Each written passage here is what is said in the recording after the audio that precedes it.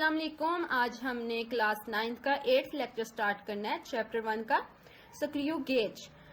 जैसे कि हमने 7 लेक्चर में वर्नियर कैलिपर्स को देखा था। वर्नियर कैलिपर्स में मैंने उसकी डेफिनेशंस, पार्ट्स, फंक्शंस और उसकी डायग्राम को देखते हुए और उसकी एनिमेशन को भी आपके सामने रिप्रेजेंट किया था कि हम किस तरह से जो है वो लेंथ फाइंड करते हैं विद स्क्रू गेज। एंड फिर मैंने आपको पॉजिटिव और नेगेटिव एरर के बारे में बताया था। इसी तरह हम स्क्रू गेज में भी पढ़ेंगे इन सब चीज़ों को।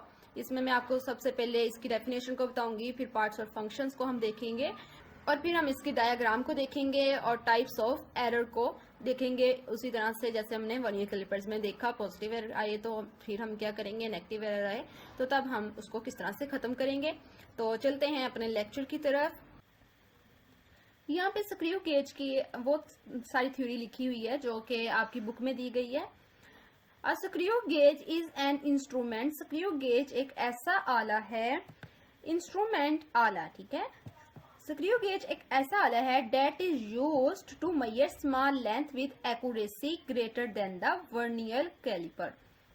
यहाँ पे वो कह रहे हैं जी कि स्क्रू गेज एक ऐसा आला है जो कि स्मॉल लेंथ एक्यूरेट मेजर करने के लिए यूज होता है। स्मॉल से स्मॉल लेंथ हम स्क्रू गेज से मेजर कर सकते हैं। और वर्नियर कैलिपर की यहाँ पे उन्होंने बात की ग्रेटर देन वर्नियर कैलिपर। जैसे कि वर्नियर कैलिपर वाले लेक्चर में मैंने कहा था कि जो स्केल है वो हमारे पास 1 मिलीमीटर तक मेजरमेंट देता है, ठीक है। उसके बाद अगर उससे ग्रेटर हम करना चाहते हैं मेजरमेंट्स तो उसके लिए हमें वर्नियर कैलिपर रिक्वायर्ड होता है जो कि 0.1 मिलीमीटर तक हमें एक्यूरेट मेजरमेंट देता है। तो वर्नियर कैलिपर से अगर हम ग्रेटर देन मेजरमेंट करना चाहते हैं तो उसके लिए हमें 0.01 मिलीमीटर तक, यानी अगर हम मेजरमेंट करना चाहते हैं तो उसके लिए हमें स्क्रू गेज रिक्वायर होगा, ठीक है। A simple screw gauge consist of a U shaped. अब यू शेप्ड की बात आ रही है तो U shaped metal frame with a metal stud. अब आपकी डायग्राम में यहाँ पर यू शेप एक दिया गया है मेटल फ्रेम जो कि स्क्रू गेज का स्क्रू गेज में ये होता है जिसको जो कि स्टड के साथ जुड़ा होता है, ठीक है। यहाँ पे जो अगर आप देखें इस डायग्राम में तो यहाँ पे ये स्टड के साथ ज्वाइन हुआ है, ठीक है। तो इसी तरह से आगे बात करते हैं। वो क्या कह रहे हैं जी, at its one end as shown, जैसे उसका एक जो एंड है वो स्टड के साथ जुड़ा हुआ है यू शेप का। And a hollow cylinder acts as a nut. अब होलो सिलेंडर क्या है जी, होलो सिलेंडर आपके यहाँ पर जिसके ऊपर आपको इंडेक्स शो हो रहा है 0.5 लिखा हुआ है, ये आपका क्या है जी, होलो सिलेंडर है जिसको हम स्लीव भी बोलते हैं, ठीक है। तो यहाँ पर वो कह रहे हैं, आगे बढ़ते हैं, वो क्या हमसे कह रहे हैं जी, वो कह रहे हैं कि ये नट की तरह एक्ट करता है, यानी अगर हम इसको मूव भी करवा सकते हैं, मूव एबल होता है, ठीक है। यहाँ पर जो ये होलो सिलेंडर होता है ये मूव एबल होता है जब हम इसको मूव करते हैं। अब देखिए यहाँ पे 0.5 आपको नजर आ रहा होगा, ये मूव होके आगे आगे इसके 10, 15, 20 यहाँ पे और भी नंबर्स आएंगे, तो वो हमारी मेजरमेंट पर डिपेंड करते हैं, ठीक है। तो नेक्स्ट चलते हैं आगे। हमारे पास क्या कह रहे हैं जी, it is fixed at the end of U shape frame opposite to the stud. अब स्टड के ऑपोजिट साइड पर वो कह रहे हैं जी, स्टड के ऑपोजिट साइड पर यहाँ पर होता है हमारे पास होलो सिलेंडर, ठीक है। ये ऑपोजिट साइड है यू शेप का और यहाँ पर हमारे पास जो है वो होलो सिलेंडर होता है, ठीक है, दिया हुआ। नेक्स्ट चलते हैं जी आगे। वो क्या कह रहे हैं, a thimble has a threading spindle inside it. यहाँ पर थिम्बल भी आपको दिया गया है पिक में। थिम्बल क्या है उसकी भी बात करते हैं। थिम्बल डायग्राम में आपको दिखा रहे हैं जी, ये है थिम्बल हमारे पास, ठीक है। यहाँ से लेकर यहाँ तक का जो हमारे पास एरिया है वो हमारे पास थिम्बल कहलाता है, ठीक है। तो अब ये क्या है जी, ये भी मूवेबल होता है। अब दरअसल ये स्पिंडल जो सा है हमारे पास ये चूड़ीदार होता है, ठीक है। जैसे नट होता है ना, नट वैसे होता है। ये आपको मैं पिक भी शो करवाती हूँ। यहाँ पे तो इन्होंने जो है वो बिल्कुल प्लेन बनाया हुआ है, लेकिन ये ऐसा नहीं होता, ये चूड़ीदार होता है। और जब इसका हर एक जो चूड़ी कह रहे हैं वो जो बनी होती है वो 1 मिलीमीटर के डिस्टेंस से बनी होती है, ठीक है। यहाँ पर जो है अब ये जब स्पिंडल अंदर जाएगा तो अभी किसी ना किसी चीज के तो अंदर जाएगा ना, तो यहाँ पर ये हमारे पास होता है थिम्बल होता है, इसके अंदर ये स्पिंडल हम जब घुमाते हैं यहाँ से आगे इसकी भी बात करेंगे रैचेट की। तो रैचेट से जब हम घुमाते हैं इसको मूव करवाते हैं इस रैचेट को, तो यहाँ से जो स्पिंडल है वो अंदर की तरफ हमारे पास थिम्बल में जाना शुरू हो जाता है। ठीक है, दोबारा से थ्योरी की तरफ चलते हैं। थ्योरी में वो क्या कह रहे हैं जी, as the thimble completes one rotation, the spindle moves 1 millimeter along the index line। जी मैंने आपको बताया है कि हमारे पास जो होता है स्पिंडल के जो थ्रेड्स होते हैं वो 1 मिलीमीटर के फासले पर होते हैं। थ्रेड जो वर्ड यहाँ यूज किया गया है वो जो मैंने आपको बताया कि स्पिंडल की चूड़ियां होती हैं, ना कि जैसे नट की चूड़ियां होती है वैसे होता है, ना कि ये प्लेन होता है जैसे कि आपको पिक में दिखाया गया, ऐसा नहीं होता। हम जब इसको रोटेट करेंगे तो यहाँ पे जो है 1 मिलीमीटर स्पिंडल इसके अंदर चला जाएगा थिम्बल के अंदर। ठीक है, और यहाँ पे जो है वो नंबर्स भी चेंज होंगे। अब जैसे कि आपको नजर आ रहा होगा कि 5 है यहाँ पर लिखा हुआ, और 5 के बाद यहाँ पर हमारे पास 1 मिलीमीटर है, तो आगे नेक्स्ट हम जब इसको घुमाएंगे तो हमारे पास एक और लाइन शो होना शुरू हो जाएगी। ठीक है, तो इस तरह से आगे थ्योरी मजीद पढ़ते हैं। थ्योरी में वो क्या कह रहे हैं, इंडेक्स लाइन का भी आपको बता दो। इंडेक्स लाइन किसको कहते हैं, इंडेक्स लाइन हमारे पास जो लाइंस नजर आ रही हैं यहाँ पर, ये इंडेक्स लाइंस हैं। ठीक है, इसको हम बोलते हैं index line. It is because the distance between consecutive threads on the spindle is 1 millimetre. यहाँ पे वो कह रहे हैं जी, मैंने जो बात बता दी है कि थ्रेड स्पिंडल के जो थ्रेड्स होते हैं वो 1 मिलीमीटर के डिस्टेंस पर बनाए जाते हैं, जिससे हम 1 टाइम मूव करते हैं तो हमारे पास जो स्पिंडल का जो थ्रेड है वो एक अंदर जाता है। ठीक है, दूसरी डायरेक्शन में एंटी क्लॉकवाइज और क्लॉकवाइज डायरेक्शन आपने सुना होगा। अगर हम क्लॉकवाइज डायरेक्शन में करें और एंटी क्लॉकवाइज डायरेक्शन में करें, वो आगे आपको मैं बताती हूँ, तो फिर हमारे पास स्पिंडल अंदर जाएगा कि बाहर आएगा, वो हम आगे बात करते हैं। This distance is called the pitch of screw on the spindle. तो ये जो डिस्टेंस होता है जो 1 मिलीमीटर हमारे पास थिम्बल के अंदर जाता है स्पिंडल, तो वो हमारे पास ये डिस्टेंस जो है वो पिच ऑफ स्क्रू कहलाता है। ठीक है, यहाँ पे आगे मजीद थ्योरी पढ़ते हैं, आपकी जो बुक में दी गई है। The thimble has 100 divisions around the one and, it is the circular scale of the screw gauge.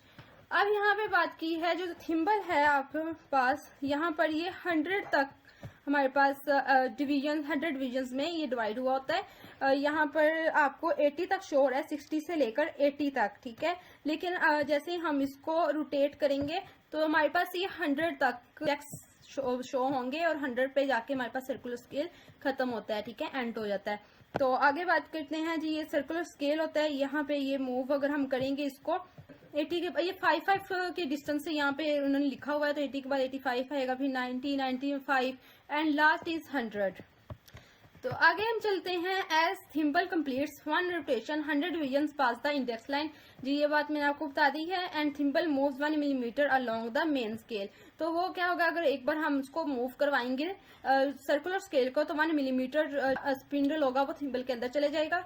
That each division of circular scale crossing the index line moves the thimble through 1 divide 100 millimetre और 0.01 millimetre. तो क्योंकि हमारे पास division 100 तक होती हैं, तो हम 100 तक जो है वो इसको मेजर कर सकते हैं, और हर डिवीजन को हम जब हमारे पास एक बार हम रिवॉल्व करेंगे तो 1 मिलीमीटर जो है, हर लाइन जो है वो इसकी मैं आपको डायग्राम में दिखाती हूँ। हर जो सर्कुलर स्केल की लाइन है, इंडेक्स है, वो इस वाली लाइन के साथ, इस वाली लाइन से गुजर के जाएगी। ठीक है, जैसे कि अगर मैं यहाँ से इसको थिम्बल को मूव करवाती हूँ तो मेरे पास यहाँ पर 70 है, वो सर्कुलर स्केल के इंडेक्स से इस टाइम 70 पर ज्वाइन हुआ है। तो जैसे मैं इसको एक रोटेशन घुमाऊंगी तो ये 71 से 71 इसके सामने आ जाएगा। ठीक है, मेन स्केल की इंडेक्स के सामने। तो इस तरह से हम 1 डिवाइड 100 इसलिए करेंगे क्योंकि 100 हमारे पास इसकी टोटल सर्कुलर स्केल की डिविजन्स होती हैं। ठीक है,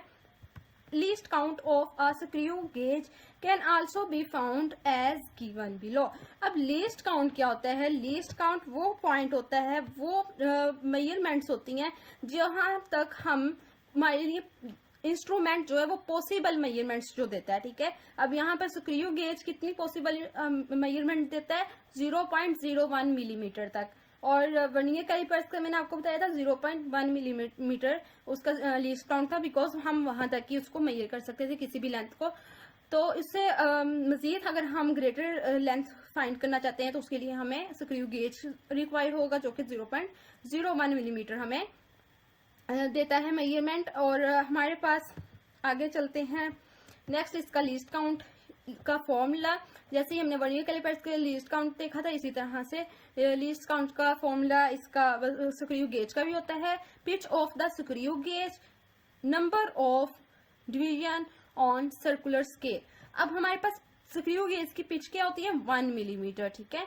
और जो हमने पढ़ा था ना, ये फर्स्ट पेज पर हमने पढ़ा था कि जो इसका पिच ऑफ स्क्रू कितना होता है, 1 मिलीमीटर होता है, ठीक है। स्पिंडल जो थ्रेड ऑफ स्पिंडल है वो 1 मिलीमीटर मूव करता है, तो ये जो डिस्टेंस है ये पिच ऑफ स्क्रू कहलाता है। तो पिच ऑफ स्क्रू को हमने डिवाइड करना है number of divisions on circular scale के साथ, हमने इसको डिवाइड कर देना है। और 1 मिलीमीटर होता है हमारे पास पिच ऑफ स्क्रू गेज, और number of divisions of circular scale की कितनी होती हैं, अभी मैंने आपको बताया था 100 होती हैं, ठीक है, जो कि आपको पिक में 80 तक शो हो रही है, क्योंकि वो पिक है इसलिए। अगर हम उसको मूव करवाते हैं, उसकी रोटेशन करवाते हैं, तो इस तरह से 1 टाइम्स रोटेट करने से वो आगे आगे उसकी जो है वो वैल्यूज आती रहेंगी, ठीक है। तो यहाँ पर हमारे पास अगर हम 1 को डिवाइड 100 के साथ करवाते हैं तो 0.01 मिलीमीटर हमारे पास आ जाएगा। और 0.1 मिलीमीटर को जब 100 से डिवाइड करेंगे सेंटीमीटर में चेंज करने के लिए, तो ये लास्ट पे आपको थ्योरी में लिखी हुई है line, yes least count of the screw gauge is 0.01 millimetre और 0.001 सेंटीमीटर। हम ये भी लिख सकते हैं 0.01 मिलीमीटर अगर हम मिलीमीटर में लिखना चाहते हैं, वरना अगर हम सेंटीमीटर में लिखना चाहते हैं तो हम 0.001 सेंटीमीटर लिखेंगे, ठीक है। आगे आ जाता है working of a screw gauge. Working of a screw gauge में इसमें सबसे फर्स्ट स्टेप हमारे पास क्या होता है कि हमने ये देखना होता है कि इसमें जीरो एरर है या नहीं, ठीक है। जब भी हम किसी चीज की लेंथ को मेजर करते हैं, डायमीटर को मेजर करते हैं, तो हमने ये देखना है कि उसमें जीरो एरर आ रहा है कि नहीं। तो यहाँ पे आपको वही बताया गया है, the first step is to find the zero error of the screw gauge. किसका सबसे पहला स्टेप क्या है कि हमने फाइंड करना होता है जीरो एरर। आगे चलते हैं, सबसे पहले जीरो एरर की बात करते हैं। अच्छा, अब जीरो जो एरर है वो पॉजिटिव भी हो सकता है, वो नेगेटिव भी हो सकता है। सबसे पहले तो आपने ये देखना है जीरो एरर है कि नहीं। अगर जीरो एरर है तो फिर आपने ये देखना है कि वो पॉजिटिव है या नेगेटिव है। अब यहाँ पे जीरो एरर की बात करते हैं। To find the zero error, close the gap between the spindle and the strut of the screw gauge by rotating the ratchet in the clockwise direction. आपको मैंने बताया था, मैं आगे बताऊंगी आपको कि क्लॉकवाइज डायरेक्शन में हमारे पास स्पिंडल अंदर जाएगा के एंटी क्लॉकवाइज में स्पिंडल अंदर जाएगा थिम्बल के। तो यहाँ पे ये बात आ गई है कि क्लॉकवाइज डायरेक्शन में अगर हम रोटेट करते हैं रैचेट को, तो हमारे पास स्पिंडल जो है और स्पिंडल और स्टेड वो स्क्रू गेज के आपस में ज्वाइन हो जाएंगे। मैं पीक में जाती हूँ, ये देखें, जब हम आपस में इसको रैचेट को जब हम मूव करवाते हैं, रोटेट करवाते हैं, तो स्टेड और स्पिंडल आपस में ज्वाइन हो जाते हैं, एक साथ मिल जाते हैं, ठीक है। यहाँ पे जो इनका डिस्टेंस नजर आ रहा है वो खत्म हो जाता है, ठीक है। तो आगे वो बात कर रहे थे कि if zero of circular scale coincides with the index line, और जो सर्कुलर स्केल का हमारे पास ये फिगर ए में देखें कि हमारे पास जो सर्कुलर स्केल का जीरो होता है वो हमारे पास इंडेक्स लाइन के जीरो के साथ ज्वाइन हो रहा होता है, then the zero error will be zero. तो इसका मतलब ये है कि हमारे पास यहाँ पर जीरो एरर जो है वो जीरो है, यानी जीरो एरर नहीं है, ठीक है। अगर इंडेक्स लाइन का जीरो सर्कुलर स्केल के जीरो के साथ मिल रहा हो, ज्वाइन हो रहा हो, जैसे कि इस पिक में आपको दिखाया गया है, तो यहाँ पर हमारे पास इसका मतलब ये है कि यहाँ पर जीरो एरर जो है वो जीरो है। यहाँ पे ऊपर आपके लिखा भी हुआ है येलो कलर के बॉक्स में, as zero of circular scale is exactly on the index line hence there is no zero error. कि अगर वो बिल्कुल एग्जैक्टली का मतलब होता है बिल्कुल, यानी जिसमें कोई डाउट ना हो, तो अगर वो एग्जैक्टली इंडेक्स लाइन का जो जीरो है वो हमारे पास सर्कुलर स्केल के जीरो के साथ ज्वाइन हो रहा है, मिल रहा है, तो हमारे पास जीरो एरर जीरो है। नेक्स्ट चलते हैं, नेक्स्ट हम पॉजिटिव एरर की बात करते हैं। अगर हमारे पास एरर है और वो पॉजिटिव है तो हमने उसको किस तरह से खत्म करना है वो हम देखते हैं। Zero error will B positive if zero of circular scale is behind the index line. अब यहाँ पे वर्ड यूज किया गया है बिहाइंड। बिहाइंड का मतलब होता है पीछे। वो कह रहे हैं कि अगर सर्कुलर स्केल का जीरो इंडेक्स लाइन के जीरो से पीछे है तो हमारे पास यहाँ पर एरर जो है वो पॉजिटिव होगा। ठीक है, एरर हमारे पास क्या होगा, पॉजिटिव एरर होगा। इन this case multiply the number of divisions of the circular scale that has not crossed the index line with the least count of screw gauge to find zero error। यहाँ पे वो बात कर रहे हैं जी, अगर वो कह रहे हैं हमारे पास जितने डिविजन्स सर्कुलर स्केल की क्रॉस नहीं कर पाई, इंडेक्स लाइन के सामने नहीं आ पाई, तो हमारे पास यानी पीछे रह गई हैं, बिहाइंड हैं, तो उसको हमने लीस्ट काउंट स्क्रू गेज के लीस्ट काउंट के साथ मल्टीप्लाई करना है। ठीक है, किसके साथ मल्टीप्लाई करना है, least count of screw gauge, हमने उसको मल्टीप्लाई कर देना है to find zero error, zero error को फाइंड करने के लिए। यहाँ पे अगर आप सबसे पहले पिक को देखें तो पिक में हमारे पास जो है वो पॉइंट 18 पर है। ठीक है, 0.18 पर।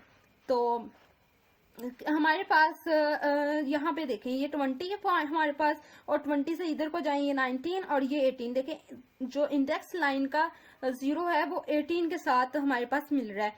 तो क्योंकि ये बिहाइंड है तो इसलिए पॉजिटिव हमारे पास साइन आएगा। ठीक है, यहाँ पे ऊपर येलो वाले अगर आप बॉक्स में देखें तो आपको बताया भी गया है कि इसमें एरर कितना है, पॉजिटिव 0.18 मिलीमीटर। अब इसको पूरे को पढ़ते हैं। Zero error is positive if zero of the circular scale has not reached zero two of main scale के, अगर सर्कुलर स्केल का जो जीरो है वो जीरो मेन स्केल के जीरो तक नहीं पहुंच पाया तो हमारे पास जीरो एरर पॉजिटिव होगा। और हेयर यहाँ पर zero error is positive 0.18 millimetre as 18 divisions on circular scale is before the index line के 18 डिविजन्स जो है सर्कुलर स्केल की वो किसके सामने है, इंडेक्स लाइन के जीरो के सामने है। नेक्स्ट चलते हैं।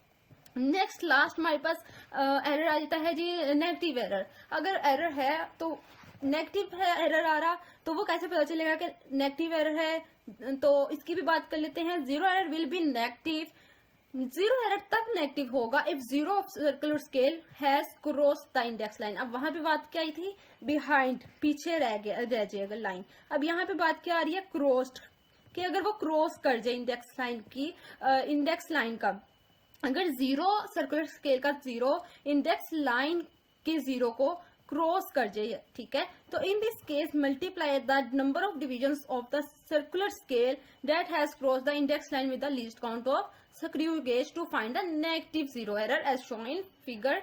अच्छा जी, यहाँ पे वो कह रहे हैं कि ऐसे केस में जब इंडेक्स लाइन जो है वो उसका जीरो क्रॉस कर जाता है तो अब हमने क्या करना है, नंबर ऑफ डिविजन्स जो है होंगी सर्कुलर स्केल की जो कि पास नहीं कर पाई, जो कि क्रॉस नहीं कर पाई। ठीक है, तो उसको हमने मल्टीप्लाई करना है least count of screw gauge के साथ, तब हम क्या करेंगे, नेगेटिव जीरो एरर फाइंड कर लेंगे। ठीक है, यहाँ पर आपको पिक में शो भी हुआ है कि यहाँ पर हमारे पास जो सर्कुलर स्केल का जीरो था वो हमारे पास था यहाँ पर। ठीक है, तो यहाँ पर हमारे पास अगर हम देखें इंडेक्स लाइन का जीरो तो वो 95 को ज्वाइन कर रहा है। ठीक है, 95 सर्कुलर स्केल का जो 95 है वो हमारे पास इंडेक्स लाइन के जीरो के साथ ज्वाइन है। ठीक है, तो यहाँ पर हमने बात करनी है जी कि कितनी लाइंस ये हमारे पास क्रॉस कर चुका है। लाइंस को जीरो से गिनना शुरू करते हैं। ये हमारे पास है जी फर्स्ट लाइन, ये हमारे पास आ जाती है सेकंड लाइन, ये 3, 4 एंड 5। तो हमारे पास यहाँ पर 5 जो है वो आएगा 0.05 मिलीमीटर। लेकिन ये याद रखना है कि इसके साथ साइन जो है वो नेगेटिव आएगा, बिकॉज यहाँ पर हम नेगेटिव एरर फाइंड कर रहे हैं और यहाँ पर वो क्रॉस्ड हुआ है। ठीक है, पॉजिटिव एरर तब फाइंड करना जब वो बिहाइंड हो, जितने जो हमारे पास डिविजन्स हैं सर्कुलर स्केल की, वो जितनी बिहाइंड होंगी उसको हमने least count of screw gauge के साथ मल्टीप्लाई करना है। और यहाँ पे हमने जो है वो उतनी डिविजन्स सर्कुलर स्केल की जो कि क्रॉस कर गई हैं इंडेक्स लाइन के 0 को, तो वहां पे उसको हमने लीस्ट काउंट के स्क्रू गेज के लीस्ट काउंट के साथ मल्टीप्लाई करना है, तो हमारे पास नेगेटिव 0 एरर फाइंड हो जाएगा। तो यहाँ पर येलो वाले ब्लॉक को भी हम पढ़ लेते हैं। Zero error is negative if zero of circular scale has pass zero of main scale. तो जीरो एरर तभी नेगेटिव होगा जब हमारे पास सर्कुलर स्केल का जीरो जो सा है वो मेन स्केल के जीरो को पास कर जाए। Here, यहाँ पर zero error is minus 0.05 millimetre है, as 5 divisions of circular scale has cross the index line, क्योंकि 5 डिवीजन जो सी हैं उन्होंने इंडेक्स लाइन को क्रॉस किया है, ठीक है। तो माइनस 0.05 मिलीमीटर हमारे पास यहाँ पे एरर आ जाएगा। उम्मीद है आपको एरर्स की भी समझ आ गई होगी। मैंने अपनी तरफ से पूरी कोशिश की है एरर्स की समझ आ जाए, एरर्स के बारे में पता चल जाए कि हम एरर्स फाइंड कैसे करेंगे। अगर पॉजिटिव एरर आए तो किस तरह से फाइंड करना है, नेगेटिव एरर आए तो किस तरह से फाइंड करना है। अगर फिर भी कुछ समझ नहीं आई तो आप कमेंट में पूछ सकते हैं, मैं जरूर रिप्लाई करूंगी इंशाल्लाह। अल्लाह हाफिज।